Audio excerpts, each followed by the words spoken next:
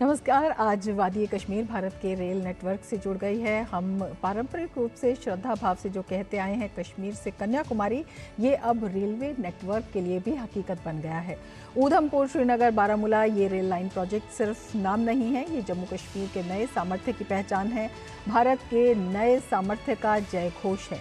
ये भारत की एकता और भारत की इच्छा शक्ति का विराट उत्सव है। भारत के उज्जवल भविष्य की सिंह गर्जना है। साथ ही ये दिखाता है कि विकसित भारत का सपना जितना बड़ा है उतना ही बुलंद हमारा हौसला है, हमारा सामर्थ्य है, कहा पीएम मोदी ने कटरा में नया इतिहास रचते हुए और जम्मू कश्मीर के साथ ही देश के उज्जवल भविष्य के लिए एक और नया मील का पत्थर रखते हुए। और आज हम इसी पर करेंगे चर्चा। मैं हूं रमा त्यागी, मेरे साथ जुड़ेंगे दो खास मेहमान भी।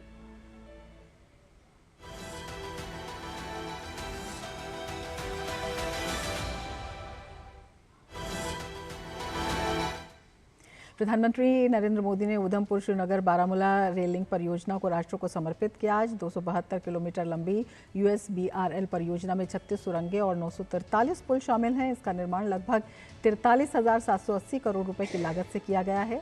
ये परियोजना कश्मीर घाटी को देश के बाकी हिस्सों से सभी मौसमों में निर्बाध रेल संपर्क स्थापित करने में मददगार है, जिसका उद्देश्य क्षेत्रीय गतिशीलता में तेजी लाना और सामाजिक आर्थिक विकास को बढ़ावा देना है।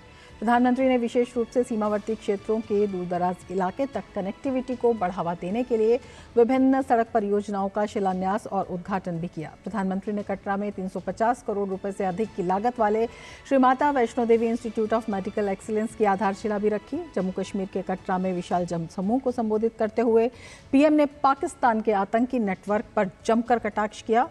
प्रधानमंत्री ने कहा, पहलगाम हमले के पीछे पाकिस्तान की मंशा देश की एकता को तोड़ने और गरीब कश्मीरी की रोजी रोटी पर हमले की थी। देश ने इस साजिश को नाकाम बना दिया।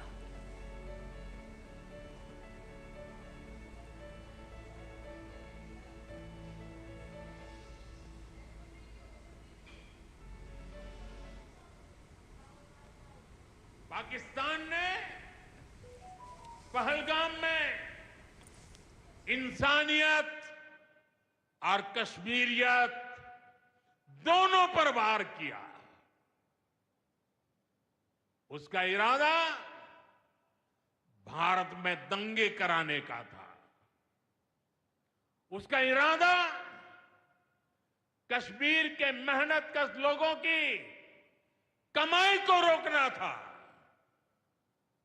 इसलिए पाकिस्तान ने टूरिस्ट पर हमला किया। वो टूरिज्म जो बीते 4-5 साल में लगातार बढ़ रहा था, हर साल यहां रिकॉर्ड संख्या में टूरिस्ट आ रहे थे। जिस टूरिज्म से जम्मू कश्मीर के गरीबों के घर चलते हैं, उसको पाकिस्तान ने निशाना बनाया। पाकिस्तान की साजिश इन सबको तबाह करने की थी। आतंकियों को चुनौती देने वाला नौजवान आदिल, वो भी तो वहां मेहनत मजदूरी करने गया था, लेकिन अपने परिवार की देखरेख कर सके इसलिए मेहनत कर रहा था। आतंकियों ने उस आदिल को भी मार दिया। साथियों, पाकिस्तान की साजिश के खिलाफ जिस प्रकार जम्मू कश्मीर के लोग उठ खड़े हुए हैं, जम्मू कश्मीर के अवाम ने इस बार जो ताकत दिखाई है, ये सिर्फ पाकिस्तान नहीं, दुनिया भर की आतंकवादी मानसिकता को जम्मू कश्मीर के लोगों ने कड़ा संदेश दिया है। प्रधानमंत्री ने यह भी कहा कि जम्मू कश्मीर की विकास यात्रा को रुकने नहीं दिया जाएगा। उन्होंने कहा कि ये मोदी का वादा है। विकास का जो वातावरण जम्मू कश्मीर में बना था, वो पहलगाम के हमले से डिगने वाला नहीं है। जम्मू कश्मीर के आप सभी लोगों को और आप सबसे नरेंद्र मोदी का वायदा है, मैं यहां विकास को रुकने नहीं दूंगा। यहां के नौजवानों को सपने पूरा करने से कोई भी बाधा अगर रुकावट बनती है तो उस बाधा को पहले मोदी का सामना करना पड़ेगा। तो साफ कर दिया प्रधानमंत्री नरेंद्र मोदी ने कि देश आज चुनौतियों को चुनौती दे रहा है। प्रधानमंत्री नरेंद्र मोदी ने विश्व के सबसे ऊंचे रेलवे पुल चेनाब पुल के व्यू पॉइंट का भी दौरा किया, जहां से उन्होंने USBRL यानी उधमपुर श्रीनगर बारामूला रेल लिंक परियोजना की समर्पित टीम और इसके कर्मठ कार्यकर्ताओं के साथ बातचीत भी की।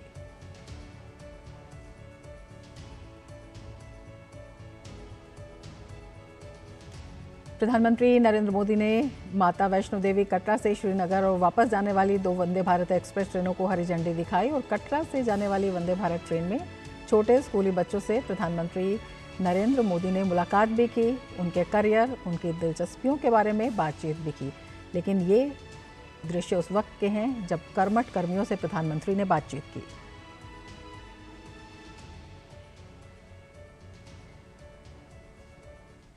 स्वर्ग कहा जाता है और इस स्वर्ग का दीदार करना हर किसी मनुष्य के जीवन की एक हसरत होती है कि वो कश्मीर आए, प्रकृति से गुफ्तगू करें और एक विहंगम दृश्यों को जरूर देखें। अभी हम जिस ट्रेन में अभी सफ़र कर रहे हैं ये कटरा से श्रीनगर जा रही है।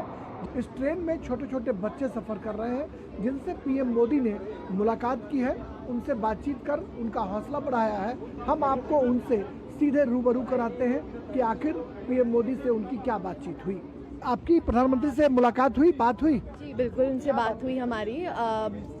वो आए और हमने उनसे कुछ सवाल पूछे कि हमें कैसे, मतलब हम कैसे सफलता प्राप्त कर सकते हैं और ये आज जो इतना बड़ा पर्व है, एक ऐतिहासिक पल है ये, तो इस पे उनके क्या विचार है, उन्हें कैसा लग रहा है, क्योंकि ये एक हमारे पूरे देश के लिए बहुत गर्व की बात है। मैंने उनसे प्रश्न पूछा कि जो हमारा मोटिवेशन है हम उसे डेली कायम कैसे बना के रखें, तो उन्होंने फनी वे में आंसर किया कि जब आपको मोटिवेशन होता है तो आप काम करते हैं, तो उसी मोटिवेशन को आपको बनाए रखना है। आप देख सकते हैं जैसे कि मैंने यहाँ पे गोल्डन टेम्पल, मीनाक्षी टेम्पल, हवा महल वगैरह अलग अलग चीज़ें बनाई हैं जो कि यह दर्शाती हैं कि जो हमारी भारतीय रेल है वो कैसे हर एक कोने को जोड़ रही है। बहुत खुश हूँ और बहुत गर्व है मुझे कि मैं प्रधानमंत्री मोदी से मिल पाया। है उड़वाला खूंजड़िए, है उड़वाला खूंजड़िए, लमी रोड वे मोड़ांगी, होई परदेस अल्लाह, होई परदेस अल्लाह, दूजी मारब छोड़ांगी। प्रधानमंत्री नरेंद्र मोदी से ये बच्चों ने जब मुलाकात की तो ये मिलकर गदगद नजर आए और इनके मन का जो विजन था, कोई डॉक्टर, कोई इंजीनियर, कोई सिंगर बनना चाहता है, उन्होंने अपने मन के भाव को भी यहाँ पर बखूबी प्रकट किया और बच्चों से प्रधानमंत्री की मुलाकात, उनसे बातचीत बहुत ही सुखद और अविस्मरणीय रही। बच्चे इस पल को जीना चाहते हैं, वो हर हाल में चाहते हैं कि प्रधानमंत्री ने जो उन्हें जीवन का टिप्स दिया है उस टिप्स को आजमाकर वो इस देश की सेवा कर सके। कैमरामैन आनंद कश्यप के साथ कटरा श्रीनगर वंदे भारत एक्सप्रेस से मैं राजेश राज, डीडी न्यूज़ के लिए। तो कटरा से श्रीनगर जाने वाली रेल में बैठे हुए बच्चे, पहली बार ये रेल जो है श्रीनगर जा रही है कटरा से, और बच्चों की आंखों में जो उम्मीदें दिखाई दे रही हैं, जो भविष्य के सपने दिखाई दे रहे हैं, जिन्हें वो गीत गाकर दिखा रहे हैं, ये अपने आप में काफ़ी अहम हो जाता है। इन्हीं सपनों पर, इन्हीं हौसलों पर हम चर्चा करेंगे। हमारे साथ 2 खास मेहमान इस वक्त कार्यक्रम में जुड़ गए हैं। प्रोफेसर मनोज चौधरी हमारे साथ जुड़े हुए हैं, वाइस चांसलर हैं गतिशक्ति विश्वविद्यालय के, और हमारे साथ वरिष्ठ पत्रकार जुड़े हुए हैं हर्षवर्धन त्रिपाठी जी। अपने दोनों ही मेहमानों का हम स्वागत करते हैं। हर्षवर्धन जी, सबसे पहले आपसे समझना चाहेंगे, कश्मीर टू कन्याकुमारी अब रेल से भी कनेक्ट हो गया है। अपने आप में जो यात्रा है वो सुविधाजनक तो है ही, जो लोगों के लिए है सहूलियत तो है ही, लेकिन कितनी ऐतिहासिक है, व्यवहारिक रूप में भी, प्रतीकात्मक रूप में भी। देखिए, मुझे लगता है एक तो ये कि इस पर तो अब कोई बहस नहीं है कि भारत दुनिया का एक ऐसा देश है जो इंफ्रास्ट्रक्चर के मामले में दुनिया के किसी भी विकसित देश को चुनौती देता है। इस पर तो अब कोई डिबेट नहीं है। ये जो हम कहा करते थे कि ये सपना हमारे लिए है कि हम दुनिया के विकसित देशों की तरह सड़क बनाएं, ऐसे जो कठिन पुल हैं वो बनाएं, और इन कामों की शुरुआत में ये नहीं कहूंगा कि अभी से ही हुई, लेकिन इन कामों को उस जगह पर ले जाना जहां दुनिया को दिखने लगा है वो अभी, वो पिछले 10 वर्षों में। ये जो चेनाब नदी पर ये ब्रिज बनना है, ये अपने आप में बहुत, जिसको कहें कि दुनिया के लिए आर्किटेक्चर के लिहाज से, जियोग्राफिकल कंडीशंस के लिहाज से और भारत के लिहाज से देखें तो कश्मीर से कन्याकुमारी एक नारे के तौर पर था, भावना के तौर पर था, अब पूरी तरह से ये जुड़ गया। लेकिन इस जुड़ने से अधिक महत्वपूर्ण वो 5 अगस्त 2019 की तारीख थी, जिसको सलमान खुर्शीद अब मानते हैं कि अब भारत का वो जो एक अलगाव वाला हिस्सा था, एक जो उससे कटा हुआ प्रस्तुत करना था, वो हट गया। तो मुझे लगता है कि ये जो फिजिकल पुल आया है, इससे पहले उसकी बात हो, और उसके साथ जरा आप सोचिए, जो जम्मू कश्मीर के मुख्यमंत्री हैं अभी उमर अब्दुल्ला, उन्होंने जो कुछ कहा है वो जरा समझिए। जो काम अंग्रेज नहीं कर पाए, जो काम पहले नहीं हो पाया, और शायद यही वजह है कि जो राहुल कांग्रेस है, उस राहुल कांग्रेस को ये लगता है कि अरे सारे महत्वपूर्ण काम मोदी के ही हाथ से होने, ऐसे काम जो बरसों बरस चलते रहे, सरकारें आती जाती रही, और ऐसा नहीं कि पहले की सरकारों का कोई योगदान नहीं रहा, अलग अलग समय पर हर सरकार ने अपना योगदान दिया, लेकिन जिस स्केल और स्पीड के साथ, जिसको हम कहते हैं ना कि तय कर लिया कि नहीं इसको करेंगे ही करेंगे, तो जो पहले के कार्यकाल में शिलान्यास हुआ, भूमि पूजन हुआ, उसको भी मोदी लोकार्पित करते हैं, जो स्वयं उन्होंने शिलान्यास किया उसको भी लोकार्पित करते हैं, और कश्मीर के लिहाज से एक ऐसा रेलवे पुल जो जम्मू कश्मीर राज्य है उसको सही मायने में पूरी तरह से एक दूसरे से जोड़ता है, कोई अंतर नहीं है। और ये जो ट्रांसपोर्ट का मोड है, ये पूरे देश को श्रीनगर तेजी से पहुंचाएगा, श्रीनगर के लोगों को दिल्ली और देश के दूसरे हिस्सों तक ले जाएगा। ये सिर्फ यात्रा नहीं होगी, ये भावनात्मक तौर पर देश के अलग अलग हिस्सों का जो हम कहते हैं कि जुड़ाव है, वो भी देखने को मिलेगा। बिल्कुल जुड़ाव है, और विकास और समृद्धि का जो रास्ता है उसका एक संपर्क सेतु इसे कहा जा रहा है। प्रोफेसर चौधरी, आपसे समझना चाहेंगे, 1995 में जो है इसकी आधारशिला रखी गई थी, कई दशक लग गए, कितनी बड़ी पॉलिटिकल विल इसमें दिखाई देती है, कितनी जिजीविशा इस प्रोजेक्ट को पूरी करने की दिखाई देती है, और अपने आप में जब हम बात करते हैं निर्माण की, डिज़ाइनिंग की, तो इसमें विश्व पटल पर भारत की कितनी बड़ी धाक, कितनी बड़ी उपलब्धि, चुनौतीपूर्ण था ये?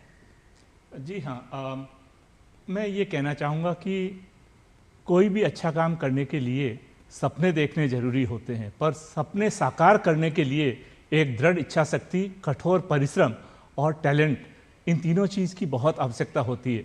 आज उधमपुर श्रीनगर बारामूला रेल लाइन, ये 272 किलोमीटर में जिस तरह की इंजीनियरिंग उत्कृष्टता का नमूना हमें देखने को मिला है, इसमें 943 पुल हैं, इसमें 36 टनल हैं, और किस तरह के हैं ये हमें समझना भी जरूरी है। एक तरफ चेनाब ब्रिज, जिसके अंदर में वर्ल्ड का हाईएस्ट रेलवे आर्क ब्रिज, दूसरी तरफ अंगी ब्रिज, जिसके अंदर में इंडियन रेलवेज का पहला केबल स्टेट ब्रिज। अगर टनल्स की बात करें तो T50 भारत की सबसे लॉन्गेस्ट ट्रांसपोर्टेशन टनल, 12.77 किलोमीटर।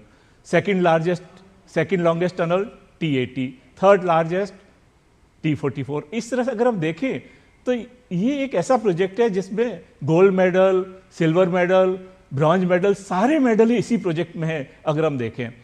और ये प्रोजेक्ट इसलिए भी ज़्यादा महत्वपूर्ण है कि बाकी मैदानी इलाकों के मुकाबले जम्मू कश्मीर की जो भौगोलिक परिस्थितियां हैं वो बिल्कुल अलग है। वहाँ पहाड़ है, वो एरिया भूकंप का क्षेत्र भी माना जाता है, तो वहाँ पे टनल बनाने के लिए हमको वहाँ की सॉइल मैकेनिक्स, वहाँ की रॉक्स का स्टडी करना और अलग तरीके की टेक्निक का इस्तेमाल करना। जिस तरह से सिर्फ टेक्नोलॉजी की बात ही करें तो बाकी जगह जैसे ऑस्ट्रियन टनलिंग टेक्निक के द्वारा हम लोग टनल बना सकते हैं, पर यहाँ पे नवाचार के थ्रू हिमालयन टनलिंग टेक्निक का जो है एक तरह से इनोवेशन किया गया, जिसके अंतर्गत में टनल बनाने से पहले ही प्री एक्सकेवेशन, इससे पहले खुदाई हो कि हम किस तरह के सपोर्ट स्ट्रक्चर बनाएं, किस तरह से हम जो है ऐसे बनाए ताकि जो है वो ड्रिल और ब्लास्ट टनल के थ्रू ही नहीं, इसके अलावा भी हम इसके अंदर में जो है वो एप्रोप्रिएट होल्स क्रिएट करें जो कि स्ट्रेस रिलीज कर पाएँ, जो इसके अंदर में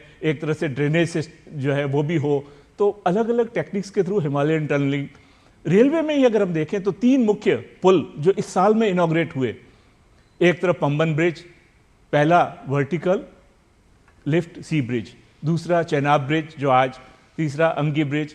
तो तीनों ब्रिज के अलग अलग प्रकार, तो एक तरह से भारतीय इंजीनियरिंग की उत्कृष्टता, मैं इस बात को यह मानूंगा कि विकसित भारत की विकास गाथा में आज के जो प्रोजेक्ट है वो मील के पत्थर है, क्योंकि ये दर्शाता है कि भारतीय इंजीनियरिंग कितनी आगे बढ़ चुकी है, कितनी अग्रणी है। रेलवे के क्षेत्र में हो, भले यहाँ से जिस स्टूडियो में हम बैठे हैं वहाँ से थोड़ी दूरी द्वारका एक्सप्रेस वे अगर देखें, वो एक और उदाहरण है।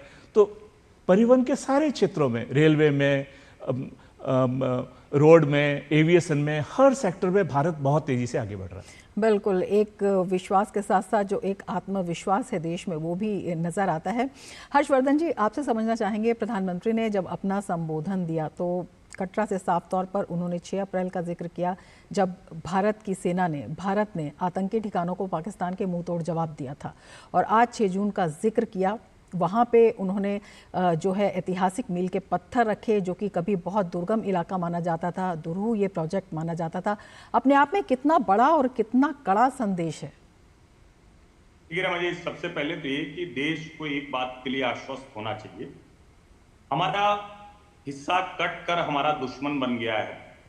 इस्लामिक आतंकवाद से पोषित आतंकवादी हमारे यहाँ आकर धर्म कुछ कर लोगों को मार देते हैं, लेकिन भारत तक उस जगह नहीं खड़ा है कि आतंकवादी हमला होगा या पाकिस्तान के साथ युद्ध हो जाएगा तो हम अचानक ठहर से जाएंगे। अब ठहरता नहीं है भारत। तो ये जो नया भारत है ये उसी गति से आगे बढ़ता है।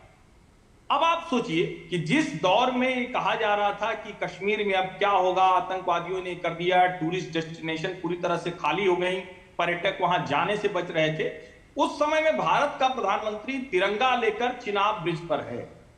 ये दुनिया के लिए बहुत पावरफुल स्टेटमेंट है। ये सिर्फ एक पिक्चर नहीं है, एक ऑप्टिक्स भर नहीं है।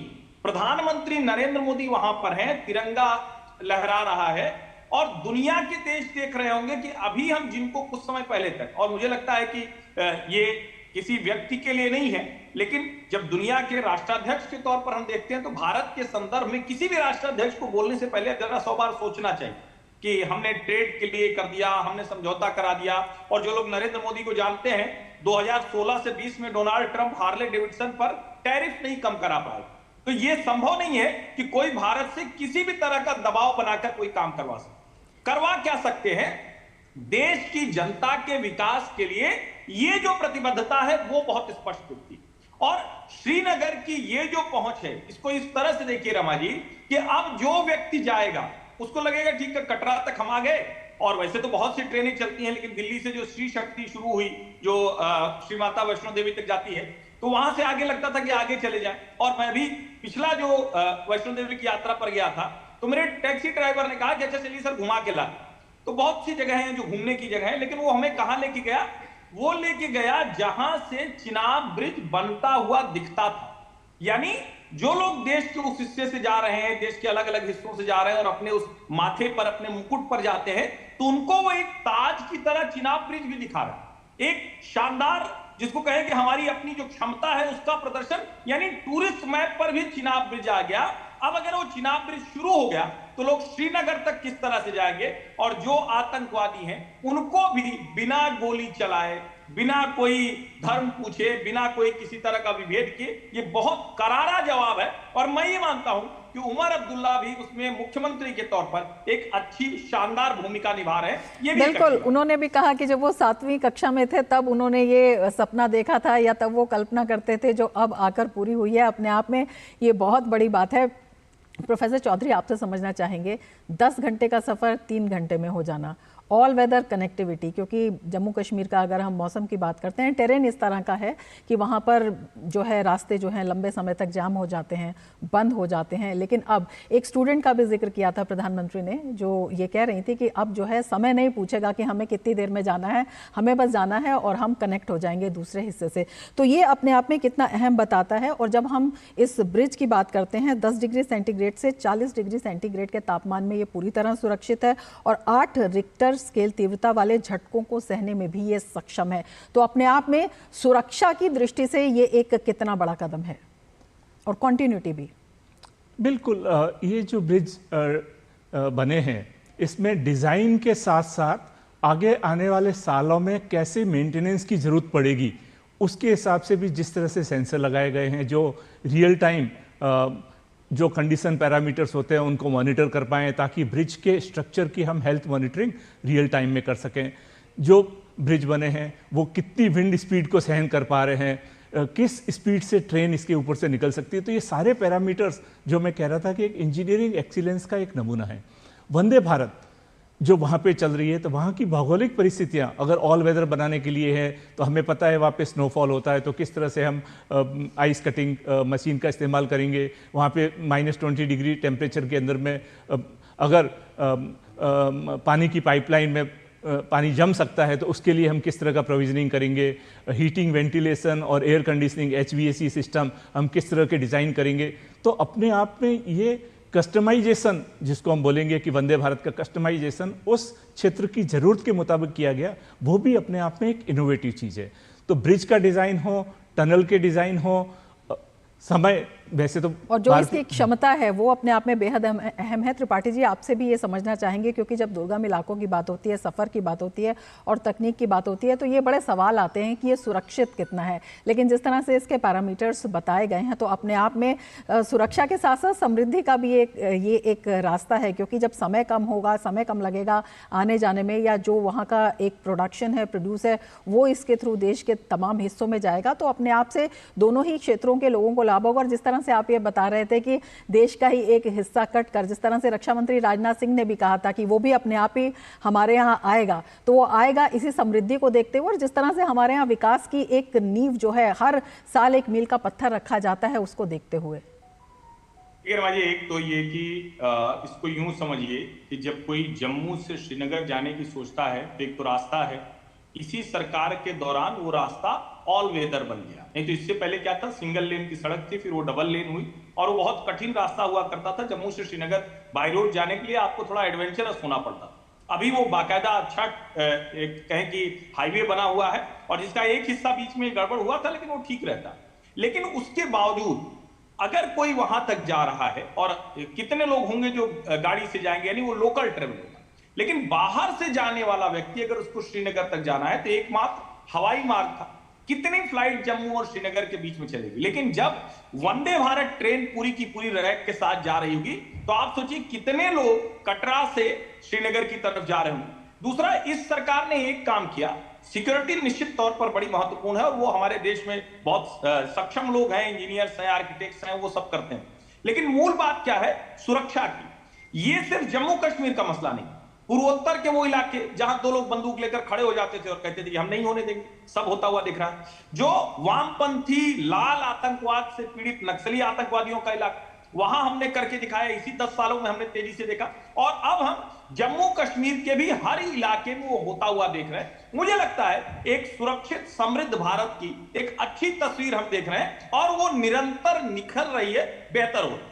बिल्कुल बेहतर हो रही है। प्रोफेसर चौधरी, आपसे भी ये समझना चाहेंगे, प्रधानमंत्री जिस तरह से कहते हैं make India make for the world, तो ये मेड इन इंडिया का भी कितना उत्कृष्ट उदाहरण है और कितना देश ही में नहीं, जो विदेश है, वैश्विक परिदृश्य है, उसमें भी भारत की क्षमताओं पर कितनी बड़ी मोहर। बहुत, अगर इसको हम देखें तो सारे क्षेत्रों में, रेलवे में अगर देखें तो पिछले कुछ ही दिनों पहले जो 9000 हॉर्स पावर का फ्रेट लोकोमोटिव जिसका इनॉग्रेशन हुआ, वो अपने आप में बहुत ही महत्वपूर्ण था। जो आज उधमपुर श्रीनगर बारामूला रेल लाइन है, इस रेल लाइन से 3 मुख्य उद्देश्य मेरे हिसाब से पूरे होते हैं। एक आर्थिक प्रगति, दूसरा सामाजिक और सांस्कृतिक समरसता और तीसरा रणनीतिक मजबूती, जो उस जम्मू कश्मीर क्षेत्र के लिए बहुत ही इंपॉर्टेंट है। अगर इसको हम और देखें तो विकसित भारत की परिकल्पना है, जो विकास हो रहा है, उसमें आधुनिक टेक्नोलॉजी का बहुत महत्वपूर्ण योगदान है। तो आज भारत आधुनिक टेक्नोलॉजी सिर्फ एडॉप्ट नहीं कर रहा है, भारत के अंदर में मॉडर्न न्यू टेक्नोलॉजी बन रही है। हम 3-4 क्षेत्रों के ऊपर ही देखें तो किस तरह से पहले हम इलेक्ट्रॉनिक्स में सिर्फ इंपोर्ट करते थे, आज हम इलेक्ट्रॉनिक्स मैन्युफैक्चरिंग के थ्रू एक्सपोर्ट ओरिएंटेड नेशन बन गए हैं। किस तरह से हम लोग ऑटोमोटिव मैन्युफैक्चरिंग में आगे बढ़े, किस तरीके से हम लोग डिफेंस के इक्विपमेंट, जो कि अभी हमने ऑपरेशन सिंदूर की सफलता में भी देखा कि किस तरह से भारत के इंटीग्रेटेड एयर डिफेंस सिस्टम्स काम कर रहे थे। तो कहाँ डिफेंस मैन्युफैक्चरिंग के अंदर में हम लोग इंपोर्ट ओरिएंटेड थे और अब हमारा एक्सपोर्ट कितना स्ट्रांगली बढ़ चुका, सेमीकंडक्टर मैन्युफैक्चरिंग में। तो ये आत्मनिर्भर होते भारत के मजबूत और सशक्त कदम है। और मेरा हमेशा से मानना है कोई भी देश विकसित तब होगा जब वो सशक्त भी होगा। तो भारत का दोनों चीजों के ऊपर इस तरह का एम्फेसिस कि विकसित भारत तो सशक्त भारत सशक्तिकरण साफ तौर पर दिखाई देता है। त्रिपाठी जी, आपसे एक बहुत छोटा सा सवाल करना चाहेंगे। ये आर्थिक रूप से के साथ साथ सामरिक रूप से भी अपने आप में बेहद महत्वपूर्ण है और एक संदेश ये है कि जो विकास की यात्रा है वो अनवरत जारी रहेगी, किसी कायराना जो हमले से या किसी भी कायराना कदम से रुकेगी नहीं, बल्कि मुंहतोड़ जवाब देती हुई अब ये विकास यात्रा भी दिखाई दे रही है। नहीं, निश्चित तौर पर। और मुझे लगता है कि एक तरफ जो रक्षा मंत्री का यूपीए के शासनकाल में सदन में बयान था कि अगर हम बेहतर बॉर्डर इंफ्रास्ट्रक्चर तैयार करेंगे तो दूसरे देश की सेनाएं आ जाएंगे, वो चीन के संदर्भ में उन्होंने कहा। और आज हम क्या कह रहे हैं कि हम अपने प्रथम गांव को, प्रथम जो शहर हैं जो सीमा से जुड़े हुए हैं, वहां तक इतनी बेहतर सुविधाएं देंगे कि हमारी अपनी सेनाएं, हमारे अपने लोग हर वक्त खुद को सुरक्षित और सशक्त महसूस करेंगे। मुझे लगता है ये चेनाब ब्रिज भी उसी श्रृंखला में एक और शानदार कदम है। बिल्कुल, ये शानदार कदम है और अपने आप में एक शानदार जो है संकेत भी है। बहुत शुक्रिया त्रिपाठी जी और बहुत शुक्रिया प्रोफेसर चौधरी हमसे जुड़ने के लिए और इतने महत्वपूर्ण विचार हमसे साझा करने के लिए, हमारे दर्शकों के साथ साझा करने के लिए। और इसके साथ ही हम ये भी कहना चाहेंगे, जिस तरह से प्रधानमंत्री ने कहा कि स्वदेशी में विश्वास रखो और स्वदेशीकरण को बढ़ावा दो, विकास की यात्रा में हम सभी शामिल हों, ये हम सबकी जिम्मेदारी है। इसके साथ ही चर्चा में फिलहाल इतना ही। दीजिए इजाजत, नमस्कार।